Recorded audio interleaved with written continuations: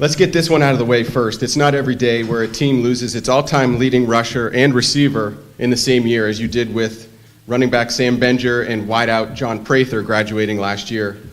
How does your team bounce back offensively from the loss of two key players like that? Well, Sam and Johnny were great players. I played for a guy named Chuck Clausing at Carnegie Mellon, a guy who's in the College Football Hall of Fame, and he said to me as a young coach, he looked at me one day and he said, you know, Rich, just when these guys get good, they have to go and graduate on you. It's part of the game. Sam and Johnny certainly are going to be missed.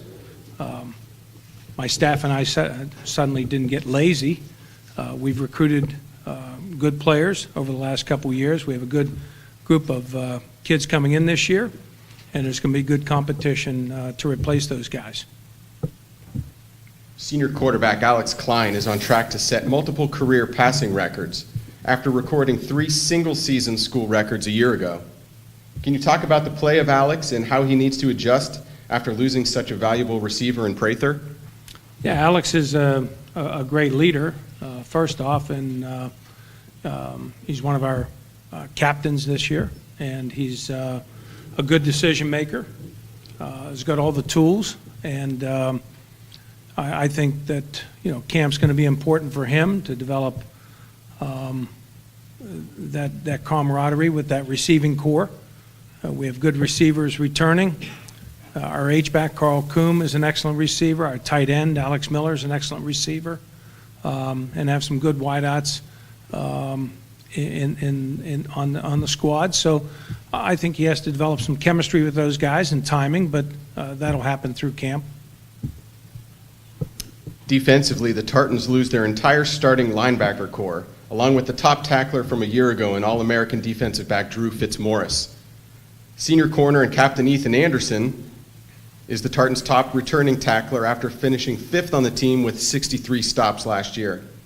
How valuable will Ethan's leadership be to such a young Tartan defense? Well, his leadership will be critical. He's also one of our captains and the only captain on the defensive side of the ball. So those players are going to be looking to Ethan for his leadership. He's an excellent football player. Again, we have some good returning players in the secondary. We were a heavy senior group of linebackers last year. They'll be missed. They were the strength of our defense. We do have some good strength in the secondary. We have some good defensive linemen returning. We'll be young and inexperienced at the linebacker spot, but hopefully we'll find some pretty good ones in camp, and there'll be great competition, and we'll be ready to go.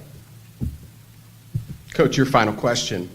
How important is it going to be for your team to start quickly this season with your first 2 games on the road, including a game at nationally ranked W&J? Yeah, we open up with Rochester up there, and then we travel down to W&J. 2 fine football programs. Obviously, W&J has a great reputation. They were in the playoffs again last year. Mike Sirianni does a great job. It's always a dogfight.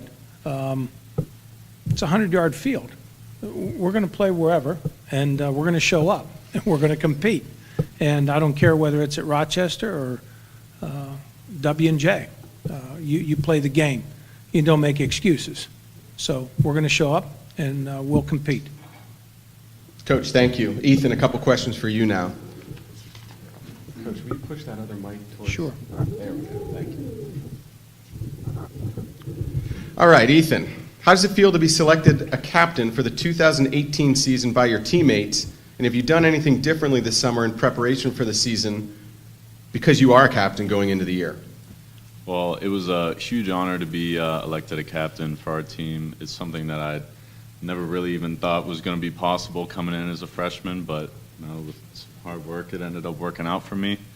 I've definitely gone to try to take advantage of many leadership sessions that our school has offered. For example, Alejandro Villanueva has come in and talked to us about difficult decision making and leadership roles and other things of that nature. And I've also been working out harder than I ever have in my life and get ready for one last ride.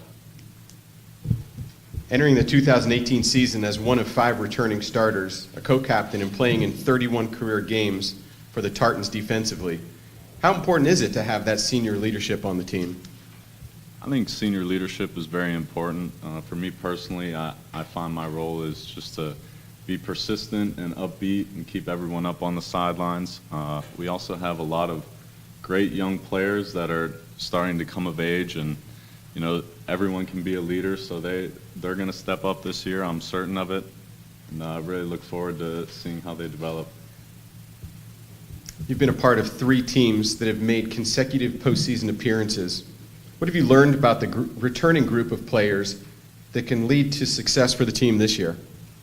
Well, we have a great group of guys returning, and you know, like you said, we've been to the postseason the past 3 years, so we know the amount of work and dedication that it takes to get there, but we're also trying to figure out what it's going to be to make the next step to get us a conference championship and a playoff berth.